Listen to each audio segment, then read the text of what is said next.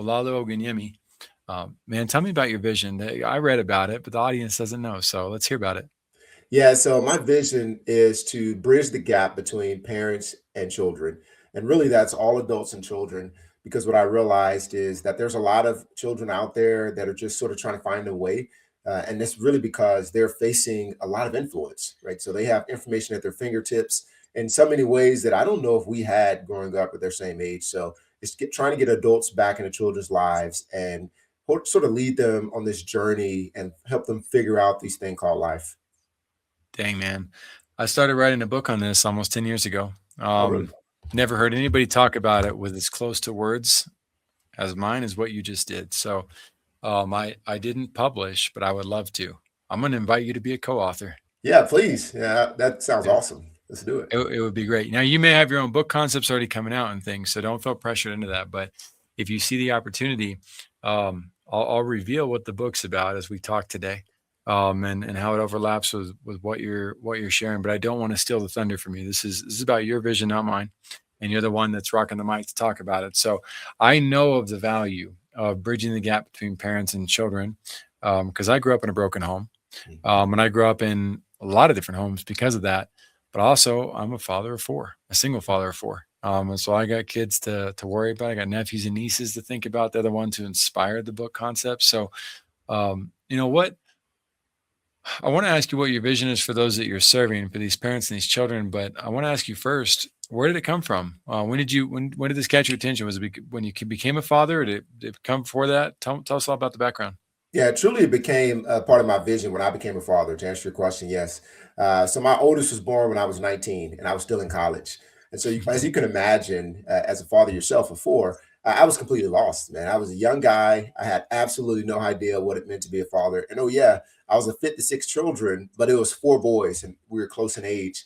And so we basically were just, almost like a battering ram technique. That's how we dealt with each other and how we grew together. And so having a daughter first, I think it truly made me want to explore what it means to connect with a child and what it means to guide and lead because I wanted to have those special moments with her. But having grown up in that macho man environment, I just didn't know how to do it. And so once I started realizing that it was all simple moments, reading books, finding these fun activities, dancing, whatever it is, just simple moments. Not it doesn't take much. It just takes us to be willing to be present in their lives and get into their world. Once I realized that, I started to realize that there's something that I can offer for other parents, other young fathers, especially like me, who wanted to connect their children but just didn't know how. And that's what Parent Child Connect came from. It came from that desire for me to connect with my children. I have three myself, and I just wanted to be, for those young fathers out there, especially and mothers who are just, sort of lost. It's like, where do I start? Well, here's a place we can start. You can start with a book. You can start with downloadable resources that we offer. You can start with anything. It's just getting in a room, getting with them, and starting that communication, that connection. Man, that's awesome. And so, okay, so I was going to ask that next. If you have more than one child, so you got three kids. How old are your kiddos? Yep. So a 16-year-old girl, a 12-year-old boy, and 7-year-old girl. Okay. Yep. Our kids are around the same ages too. And so we've got you got your hands full. And you went a few years without any sleep. Yeah. That's and God bless your wife too, who you've done tours. You've been out of the house too. That's right. Yeah, and then she does a phenomenal job of holding down the fort while I'm out. That's amazing. Been multiple times gone overseas. Sometimes not even able to get in contact with me. And of course, when you're gone for months at a time, what that does, it's like Murphy's Law. Something always happens. This last time I was gone, the house got struck by lightning. I mean, what are the chances, right? But Right. our house got struck by lightning, knocked out all the power, started smoke, all kinds of issues.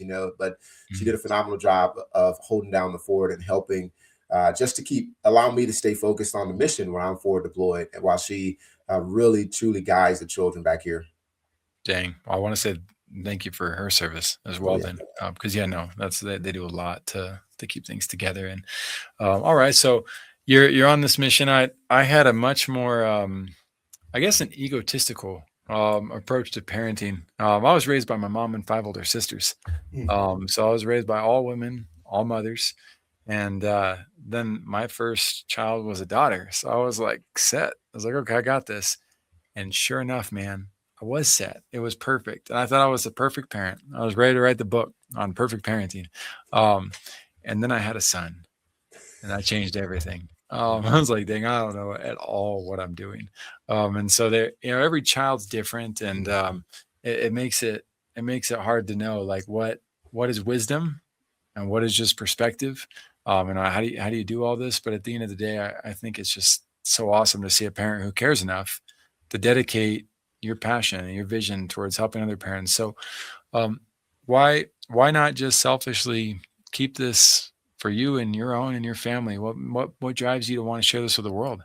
Yeah, that's a great question. And I get that question a lot, especially when you publish children's books and they see the price of it. But just behind the scenes for children's book authors, for anybody who's aspiring, when you print a book, a children's book, it's very expensive. And in order for you to actually make a profit, you would have to mark it up to probably like $50 for a good picture book if you truly want to turn a profit, somewhere around 40, 50. But I decided to take pennies on the dollar. And you Hmm. ask why? It's because I grew up with some buddies, some friends who were phenomenal people in my opinion. Had good potential, but they never made it out of the situations they were in. And one of the differences I noticed is that in the classroom, when we could both be dancing on the desk and acting crazy. The teacher will look at me and say, "You know better. Don't make me call your folks." And they'll look at him and send him to the back of the classroom. And that's the part I want to help us to step in, because it's always not going to be the same situation. Everybody's situation at home is different.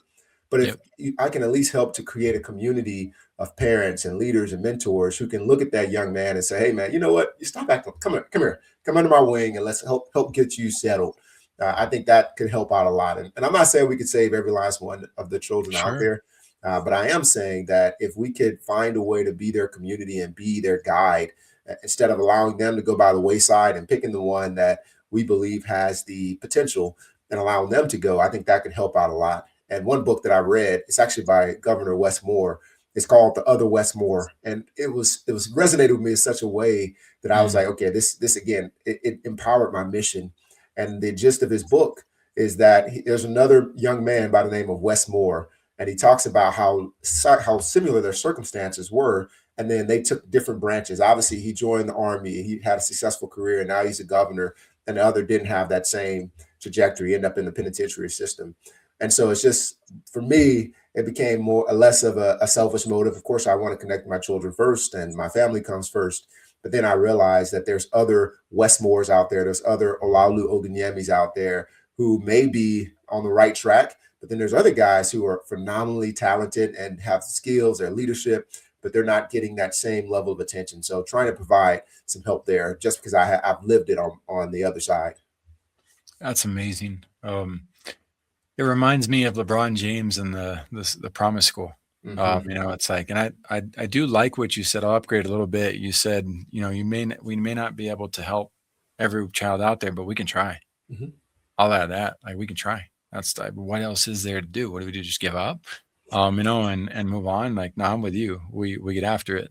We try to make things happen. So speaking of that school, the Promise School just a couple of years ago had a report come out about it, kind of dogging it and saying like it's not getting the results, that it could be. And any of us, we can all be negative Neds and be like, man, Lou's not going to be able to pull this off. He's not going to be able to save every child. And it's not about the result. It's about the actions we can take to make things happen. So Vision Pros that are out there, I just want to remind you of that.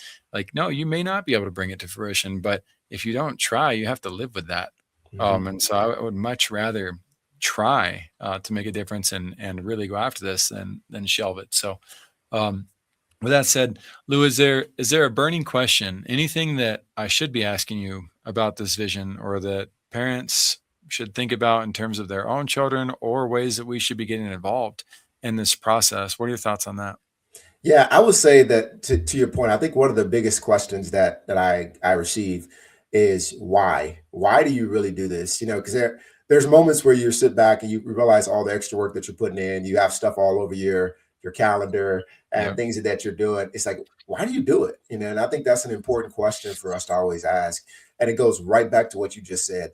And I love that what you just talked about. It's that, there's somebody out there who can benefit from it. And I give an example that when I first started writing children's books, I had no idea where it's going to lead. It's one of those things that I thought was really cool for me and my family. It's, hey, I publish books. We're going to sit down and enjoy them together, and it became one of those accomplishments for us.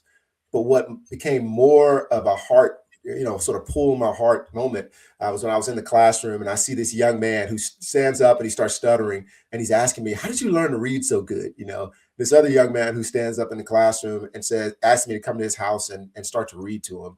And so that's really the biggest thing. You find your Mm, why, and once that why becomes more important than your struggles, or more important than the hard work that you have to put into building the business and the brand, then I think that's going to be the driving force for you. So I think that's the question that we have to ask ourselves, and even as parents, why do we want to connect with our children? Well, I truly believe that you have their best interest at heart. You want them to thrive, then that's the reason why. You love them, and that's good enough. You don't have to have some big reason or some gigantic universal thought that's so theoretical and abstract. You just need to have a simple answer. I love them, and I want to have the mhm. best. I want to see the best in their life. It's huge, man. All right, you got me going down multiple paths now on multiple. You're pulling my heartstrings. My son, he turned 12 yesterday. And I haven't seen my kiddos in a while. I'm on my purpose driven mission down in Ecuador right now. And we got real close to publishing books. For personal reasons, we weren't able to finish the process. But I'm going to play the trailer on it. And maybe, just maybe, Lou, you'll inspire me to find a way to finish this process. Or maybe things will come full circle. Maybe you got some ideas on it. But my kiddos, I lined up a couple of books, some super easy books, then the next level and the next level, and I put a sticker in front of each one, 10 cents, 25 cents, a dollar. And then, they got home. They're like, "Yeah, what are all these books? And why do they have this little sticker on them?" And I said, "Well, you got to create a reading log. And if you read a book, and I mark it off, then you're going to earn that amount for the book that you read." And so they're like, "What's a reading log?" I was like, "That's a good question to Google, isn't it?" And so, they all had little laptops and they go and they work on that and they got their reading log. And I'm like, "Well, where do I sign?" And I'm like, "There's nowhere to sign. You got to redo your reading log." And so whole process is about them thinking through, right, and creating their own solution. And so my oldest comes up to me and she says, "Dad, this book is awful." And I'm working and I'm like, "What?" And I turn around and I look at the book and she's like, "It's terrible. I could write a better book than this." So I said, "One, you're correct. That is a terrible book. Two, you could write a better book than that." So I got another idea. How about if you write and publish a book, I will pay you $100. Hmm. And so I hear my 7-year-old at the time, that's who's she's now 10. And she's like, "I'm gonna write a book, will you pay me?" And she goes and races off to the craft room and she starts getting it. And my son at the time, he was struggling with his reading. And he had no interest in things like that. And then 2 weeks later when they come back, he's at the table and he's writing. I'm like, "Son, what are you up to?" Like, "I'm gonna write a book, about Bigfoot and his friends in the forest and all that." And so next thing you know, they're all three going through this process. So they wrote the books, they met with the publisher, they got there. We did the audio for the versions of that. We started playing with ChatGPT and creating designs for the book, and we produced this commercial together. I'll go ahead and play it right now so you guys can see it. Again, not stealing Lou's thunder, but I really want to stick by Lou's side in life at this point. Like, this is my whole life is built around finding mentors that could take the role that my dad was supposed to fulfill and help me with the process of understanding how do I keep growing. And so what's helping me or helping my kids, I'm always looking for great leaders like Lou. Let's take a look at this, Lou, and we'll dissect it a little bit afterwards.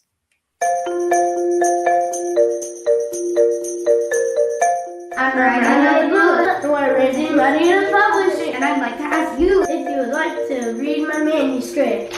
My goal is to publish before summer hits. And you can be sure it'll be one of the all-time greatest hits.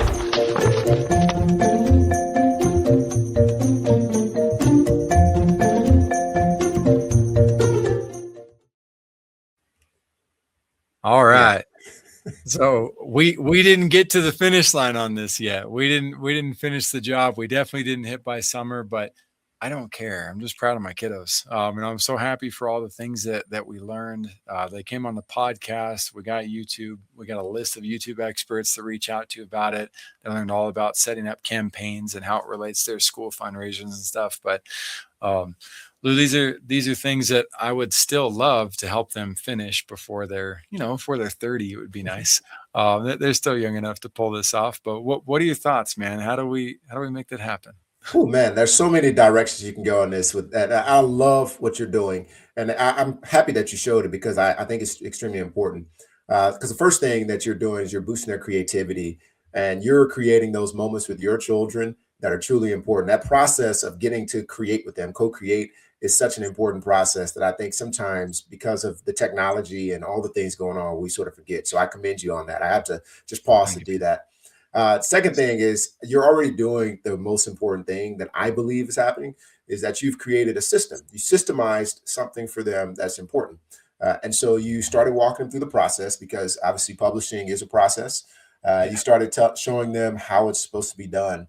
And if I were to answer the question, how to get to the finish line, I think well, number one is taking the product as is because I've actually helped mentor young children through this process before, which is probably the most fun thing I've ever done. But it's starting with the idea, which it sounds like they already got the idea, Oh yeah. and making sure they focus on one area at a time. Because one thing I saw, and adults do this too, but definitely with children, is that they get super excited, and it's not a fast process. Publishing is not a fast process, and so Nope. writing. Oh, go ahead. Sorry.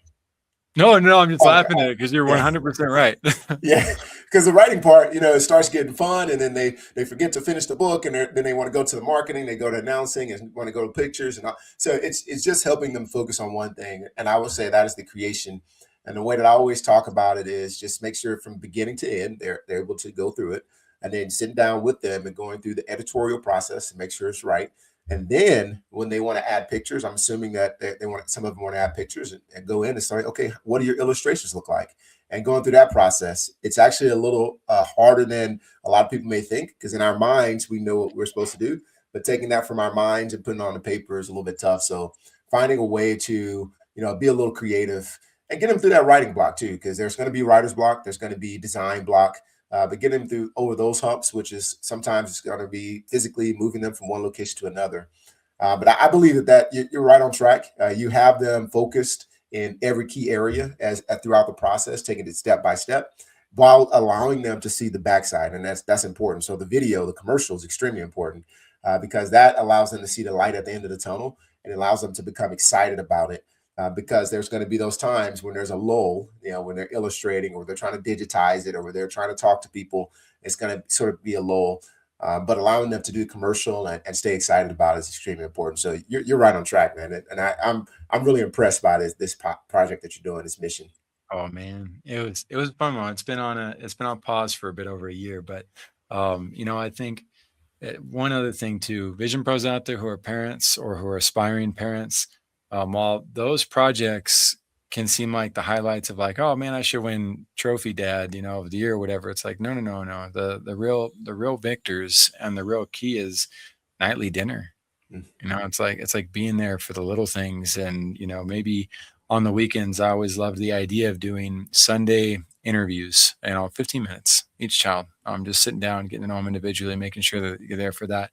It's a much different experience when you're divorced and when you've got one full Saturday every 2 weeks, Mhm. to figure out how do I divide my time, in this way. So, but I think really at the end of the day, it's like, what can we do to continue to get better Mhm. in any given situation that we're in?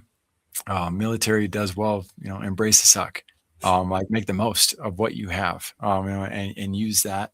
But I'll shift us back to your vision a bit, Lou. Where do you see the vision going? How do you see it unfolding this year? Yeah, so this year I'm actually launching my first leadership book. And that's important Ooh. because it's called Lead Last. And it's really talking about how everyone is a leader, from parenting Mm. to obviously service members to corporate leaders, no matter what, is finding ways for people to be good leaders.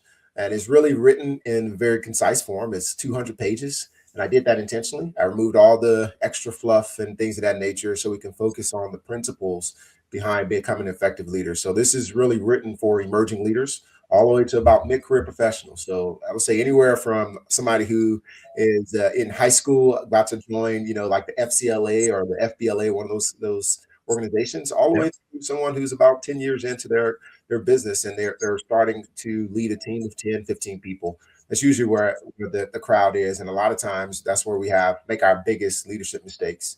And so that's really the biggest thing that we're doing this year. It's launching that book, and it's truly finding ways to help people, because the book's called Lead Last, but help people to lead last. And that all that means is learn more about yourself, learn about the people you're leading, and learn how to create an environment where people can thrive and grow. And that all that creates a lasting impact, and where you can be an effective leader. So really that's what we're looking at for the Parent Child Connect brand this year, is launching that book, and of course continue to develop partnerships with schools and libraries and things of that nature, so we can go out and truly help these children out.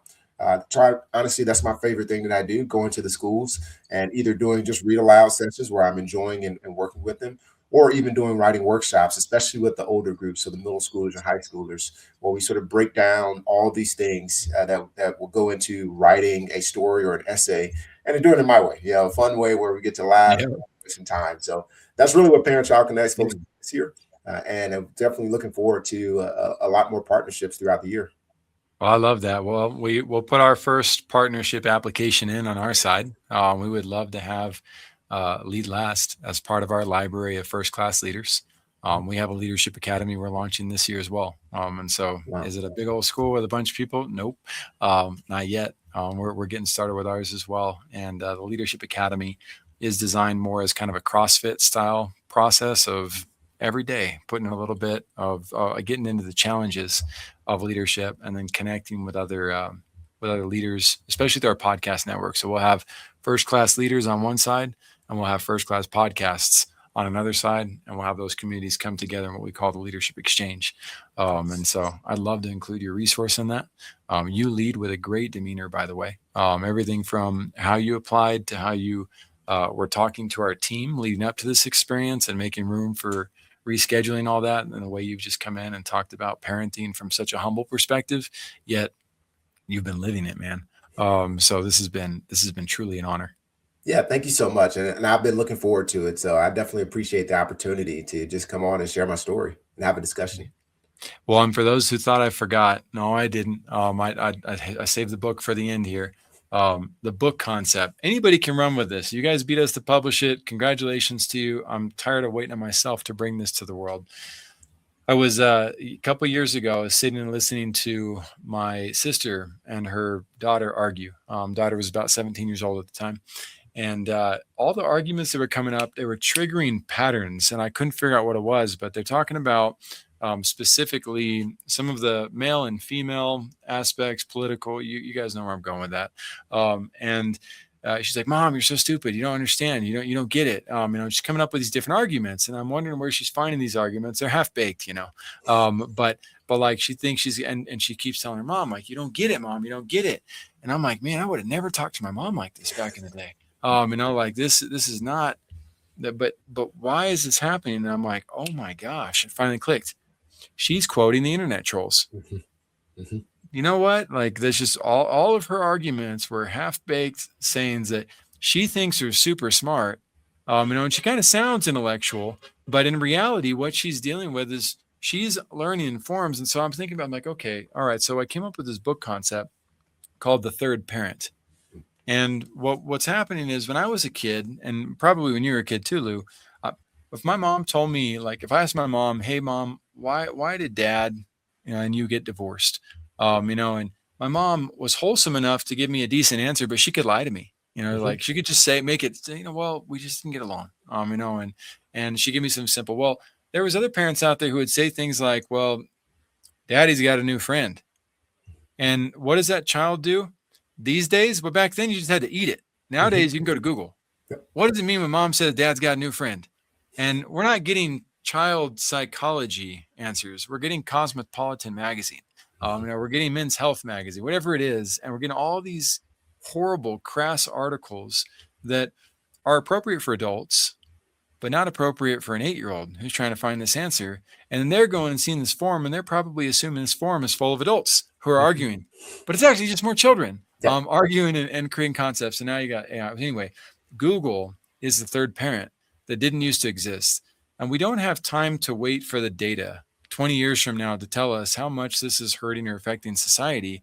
we need to be aware that this is actually the reality of what kids are being raised with, even if they're being raised in a nuclear family where Mhm. mom and dad do have the ability to kind of protect as much as possible. We need to become more aware. So there's a third parent in Google, the fourth parent in Facebook, fifth parent in Snapchat, sixth, so on. There's a whole series of opportunities with this.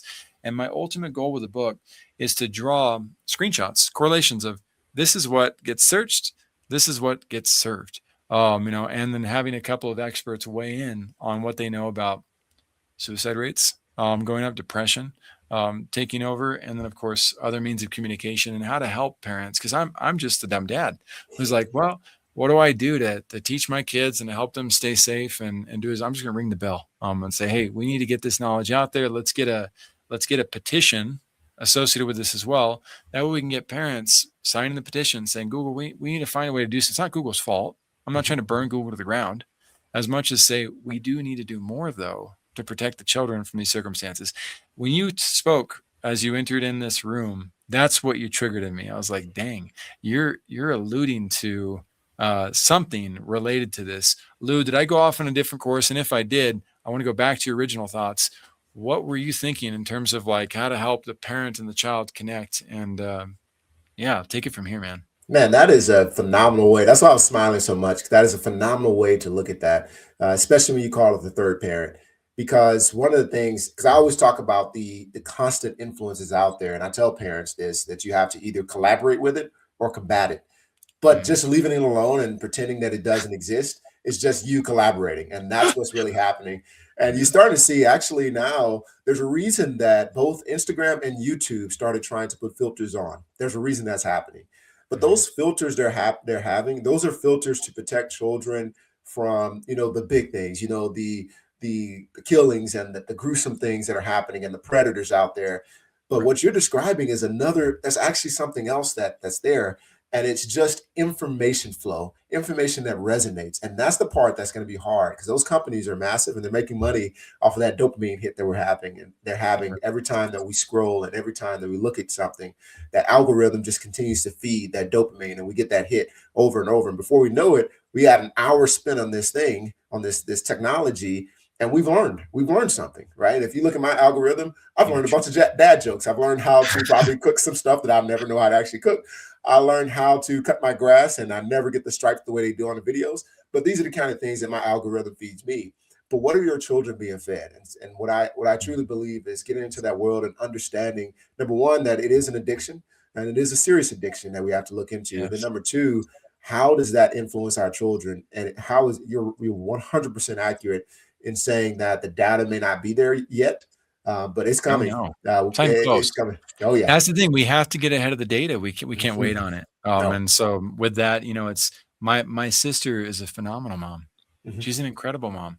But if we as parents don't learn, like you said, I love your thought on that, how to instead of combat or ignore, how to collaborate with these tools and recognize what's there and not just shut down conversations, but open them up further. If we don't learn how to do that as parents, we're going to be facing a society developing in a way that we've never seen before. We've never seen what society could be like, where parents can't trust, I'm sorry, where children can't trust their parents or feel such because it seems like there's a smarter voice out there. And that's Mhm. that's kind of a scary reality. But I think we can get ahead of that simply by addressing it and saying, you know what, let's educate parents. So Lou, I got to run for a meeting. I'm sure you do too.